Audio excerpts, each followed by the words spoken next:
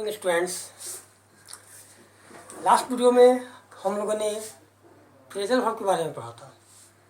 Phrasal verb क्या होता है, कितने टाइप्स के होते हैं, और उससे रिलेटेड एक बहुत ही ज़रूरी टर्म डायरेक्ट ऑब्जेक्ट और इनडायरेक्ट ऑब्जेक्ट के बारे में हम लोगों ने पढ़ा था। तो आज हम लोग उसी चैप्टर को कंटिन्यू करेंगे। इट मीन्स आपका फ्रेजल वर्ब का पार्ट 2।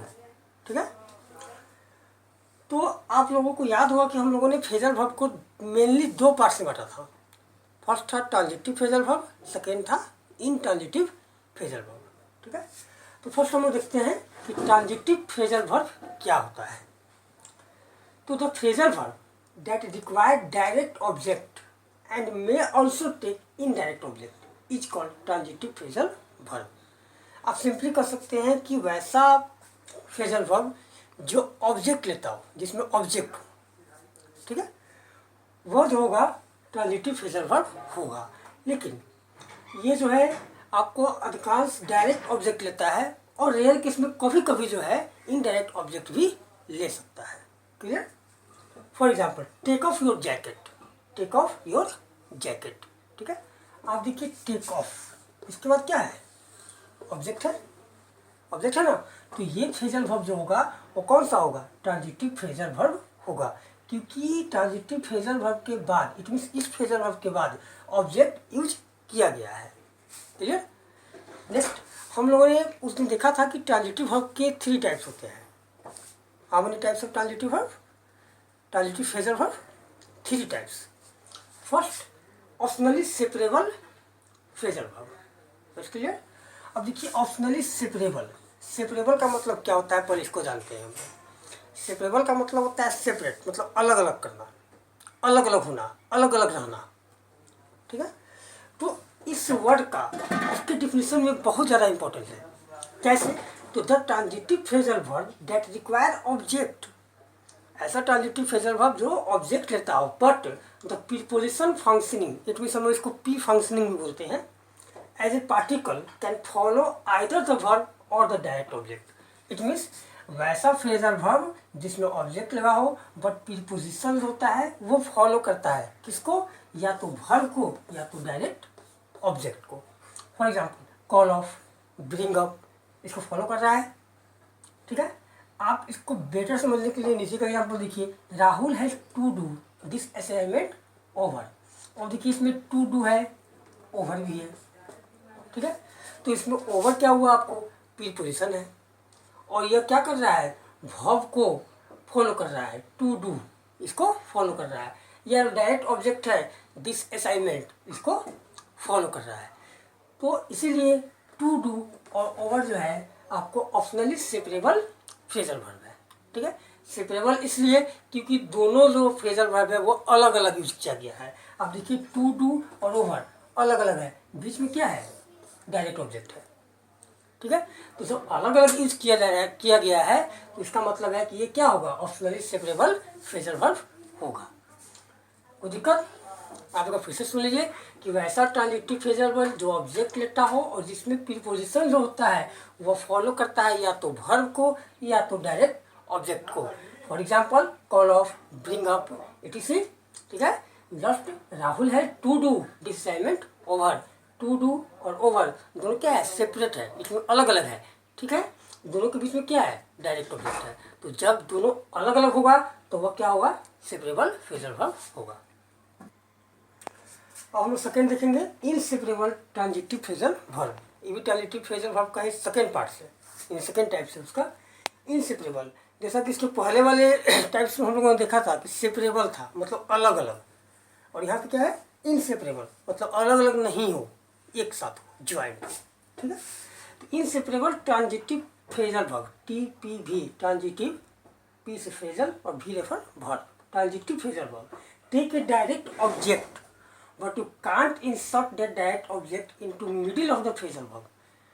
बहुत ईजी है, आप ध्यान समझिए इसको कि इनसेपरेबल ट्रांजिटिव फ्रेजल वर्ब एक डायरेक्ट ऑब्जेक्ट तो लेता है, बट आप किसी भी कंडीशन में उस डायरेक्ट ऑब्जेक्ट को फ्रेजल वर्ब के बीच में यूज नहीं कर सकते हैं, बीच में नहीं लगा सकते हैं। क्यों नहीं लगा सकते हैं? क्योंकि जब हम लोग बीच में लगा देंगे तो वह क्या हो जाएगा? अलग अलग हो जाएगा। यहाँ तो आपको क्लियर है कि इनसेपरेबल है, अलग अलग नहीं है। इसका मतलब कहीं भी क्या होगा, एक साथ होगा। So the manager was going over the report again and again. Going over का मतलब क्या होता है, रिव्यू करना, बार बार देखना। अगेन एंड अगेन यानी मैनेजर जो है रिपोर्ट बार बार देख रहा था, उसको रिव्यू कर रहा था, उसको रिवाइज कर रहा था।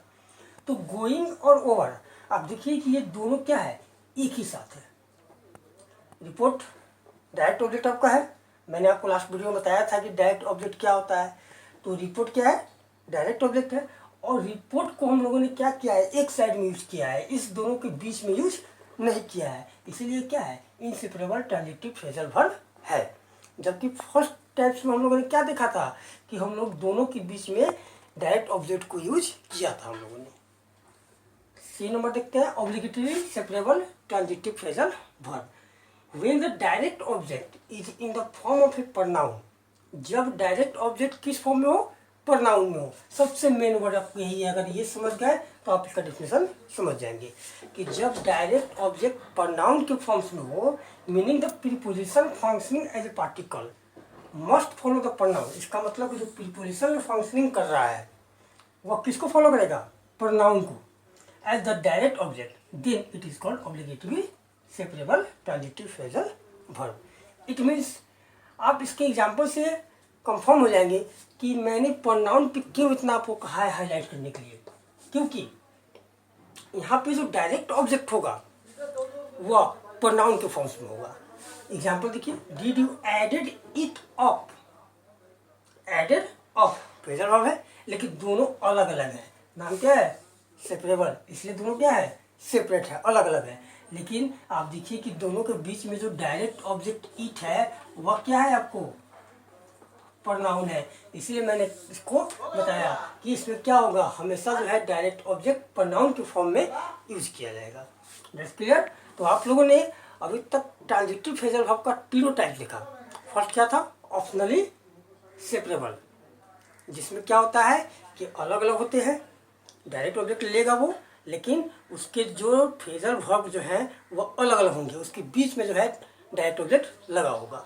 इनसेपरेबल, ये भी डायरेक्ट ऑब्जेक्ट लेगा, बट इसमें जो है एक साथ फ्रेजल वर्ब होगा, इसमें बीच में ऑब्जेक्ट यूज नहीं होगा, क्योंकि इनसेपरेबल मतलब अलग नहीं होना।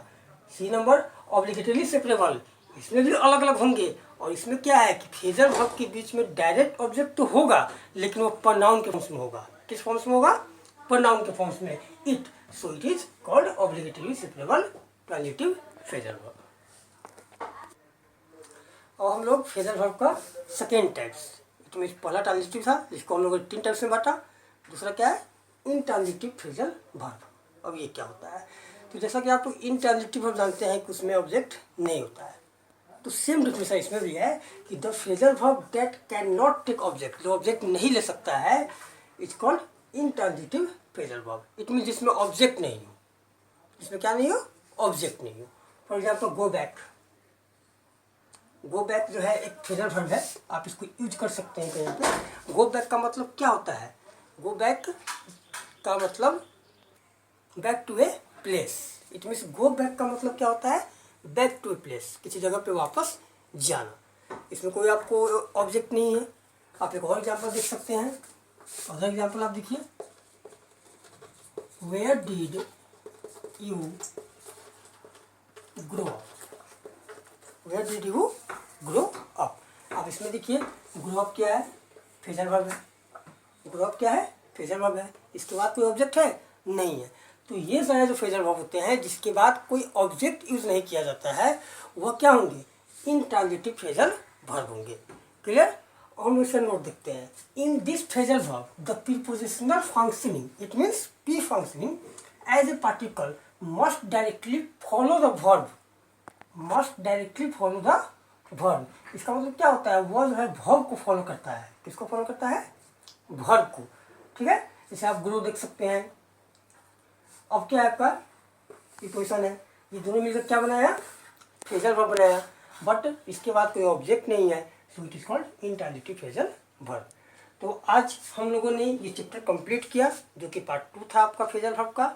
हम लोगों ने इसमें क्या पढ़ा, हम लोगों ने लास्ट वीडियो में पढ़ा था फ्रेजल वर्ब, उसके टाइप्स, और main important direct object, indirect object. क्योंकि उसकी ज़रूरत हमको आज इस वीडियो में पड़ी है। आज हम लोगों ने क्या पढ़ा, तो ट्रांजिटिव फ्रेजल वर्ब, उसके जो 3 टाइप्स होते हैं उस 3 टाइप्स के बारे में हम लोगों ने जाना, और इंट्रांजिटिव वर्ब के बारे में हम लोगों ने जाना। 3 टाइप्स में सेपरेबल, इनसेपरेबल कैसे वो समझते हैं उसके बारे में हम लोगों ने अपना कंसेप्ट क्लियर किया।